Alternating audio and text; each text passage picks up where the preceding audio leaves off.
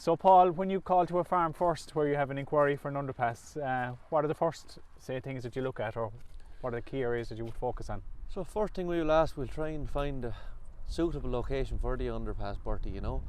That will come to facts like we locate it centrally for the farmer's land block, and also then we'll look at see if there are any services underground or overground, and then we'll try and agree a suitable size for the tunnel. The tunnel size will generally be agreed by number one, the stock size, number two, what distance the farmer's milking parlour is from the tunnel. Right.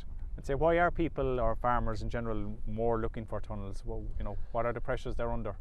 I suppose the biggest factor really is in 2015, when the limit of the quota stopped, people have expanded all their herds. This means that they had to buy land, which a lot of people had to buy land across roads. To get across these roads then, it wasn't viable or suitable or safe. So they had to put in an underpass. Okay. But I suppose the most important advantage is the labour saving, Bertie, you know? Yes. If you go for a typical underpass and you're going across a road, it'll take an average probably 2 to 3 people to hunt the cows across the road 4 times per day, twice in the morning, twice in the evening. Liability with that, maybe with accidents as well, it's not a nice place. Exactly, safety as well. When you get the underpass, the cows can be milked and led straight to their paddock. I suppose another advantage is, Bertie, a problem at the moment is lameness in cows.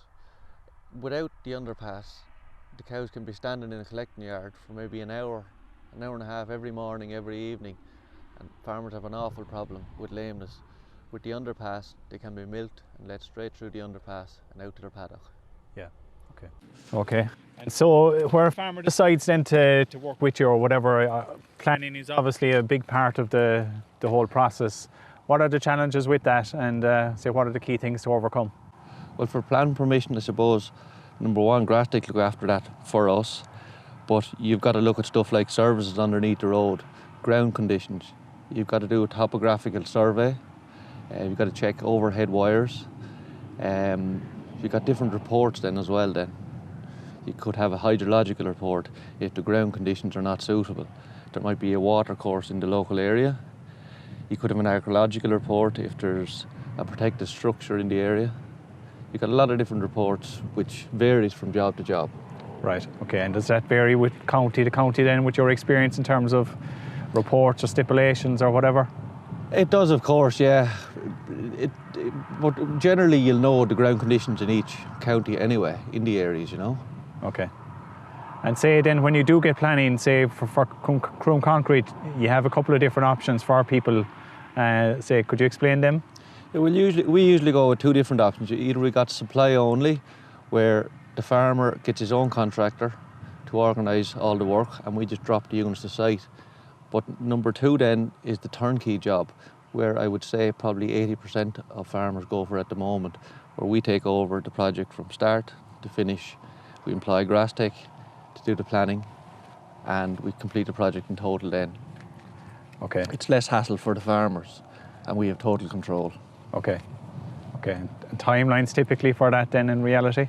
From initial site visits to by the time you're doing the project, you're probably talking 6 months. So Paul, in terms of cow flow, how important is the width of the underpass, or how do you determine what width to go with? Well, usually that'll be determined by the width of the farmer's roadways, number 1.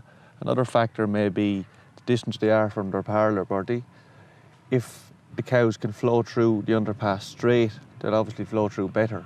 Whereas if you have to go left or right as you come out of the underpass, entry or exit, it will be steeper and you have a possible pinch point there. So that will determine, and obviously the stock size as well then. So if you are turning left and right immediate to the underpass, you'd want a wider one, is that what you'd be saying? I would be saying to farmers with a herd over 150 and turns in it to go with minimum of 4 metre wide tunnel. Okay. And in terms of heights of underpasses then, say, where people want to drive a Jeep through it, or if it's only for livestock, say, what are the options on that? Well, your standard height of a tunnel inside is 2.1 metres or 7 foot. Now that may change as well because of vehicles are getting a lot larger and higher at the moment. We might have to increase them, you know. And would that cater for most Jeeps then? Or That would 2.1? cater. A 2.1 will cater for all Jeeps, yes. Okay, yeah. And so in terms of surveys you've done in the past for say, unusual situations, whatever, you mentioned before, 3 surveys, or why would they be asking for that? Yeah, for some jobs we have to do a tree survey where some of the trees may be mature and are protected. So we have to put in a report to say how these are going to be replaced, these trees, and how they're going to be protected.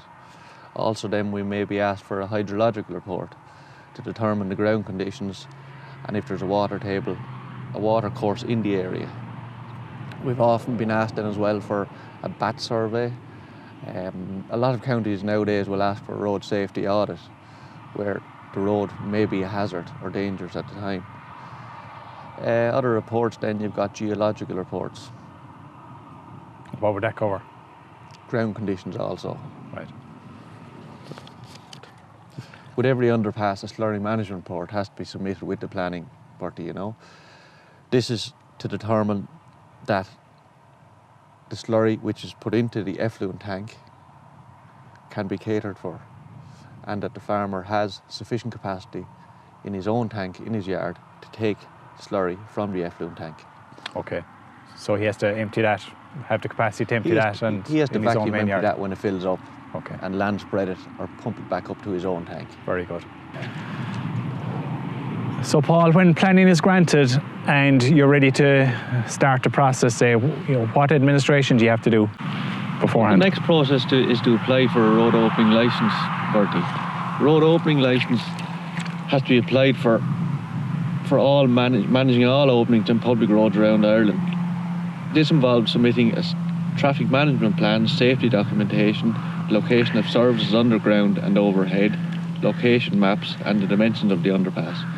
This can be an intense process which is carried out through the Road Maps licensing website. The relevant council then calculate the fees to be paid by the applicant, and works cannot proceed until the licence is granted. It's a user-friendly system, and when the underpass is complete, a T5 may be submitted for the licence to begin the guarantee or bond period. What is a T5, say, for people that won't know? A T5 generally is a process where the road must be reinstated correctly. Croom Concrete have to indemnify the relevant council that all the roadworks will be complete adequately. Such as what, having the road level or no dips in it? Having the road reinstated properly, having your head walls complete correctly and your ditches reinstated correctly. Okay, that's what it was, as close as possible ideally before. Yeah. I suppose the purpose of the T5 and the road opening licence is to guarantee that all work is completed adequately. Croom Concrete cannot proceed to their next project unless the previous project has been signed off by the relevant authority. Okay. New regulations come into effect early next year, where an assigned certifier can only certify that the road is being reinstated. Croom Concrete have recently got this certification. Okay. Then, of course, with your road opening licence, you've got to apply for a road closing licence. This involves contacting your local area engineer and agreeing a suitable diversion route to divert traffic when the road is closed. A traffic management plan is submitted to the relevant engineer and agreed. The road is then advertised in the local newspaper, radio stations. All emergency services, local business and householders are informed of the intention to close the road. Should there be no objections, the closure is re-advertised for the agreed date. This whole process takes probably 6 to 8 weeks, Bertie. Okay, before any works can start on site. Any works can start. And when you have had planning granted. Exactly. Okay. So in terms of the whole installation process then, say, if it was, say, for argument's sake, to start on a Monday and you're ready to act and move on site, what typically happens? Generally, if we start on a Monday, this will be part of our construction programme. The traffic management is put in place first. The road is then closed and the site secured. Excavation begins then. First of all, we will locate all the services underground and begin taking levels. If there are services that need to be protected, the base is then prepared, excavated, and base is prepared for the rest of the day. And what, say, goes on the base then is what type of material typically? Usually putting 6N stone or whatever is specified in the road opening licence as per the procedures. And well packed? And well compacted. On a Tuesday then, the box culverts will arrive. The mobile crane will arrive first. Then the box culverts, head walls, wing walls and effluent tank are all installed with the mobile crane. The units are sealed internally and externally as they are fitted. Sealed with what? The units are sealed externally with 2 coats of epoxy resin. Internally for sealant, you've got a polysulfide sealant. Externally, you've got an adhesive membrane. And inside the joint, you've got a hydrophilic strip. For rolling on then, when the units are fitted on Tuesday then, we arrived in on Wednesday morning and the units are backfilled in layers to reinstatement level as per the road opening guidelines. And what material, Paul, typically would go in there? Typically 6N stone, which is probably 100 mil to 125 mil stone, compacted in layers. Thursday then, the base course for road reinstatement is prepared. Ditches are repaired and the road. On the Friday, another layer of freehealing. Fencing is erecting and hopefully the road is back open to the public on Friday evening. So when can the farmer use it then typically? Typically farmers have used their underpass the Monday after we finish on the Friday.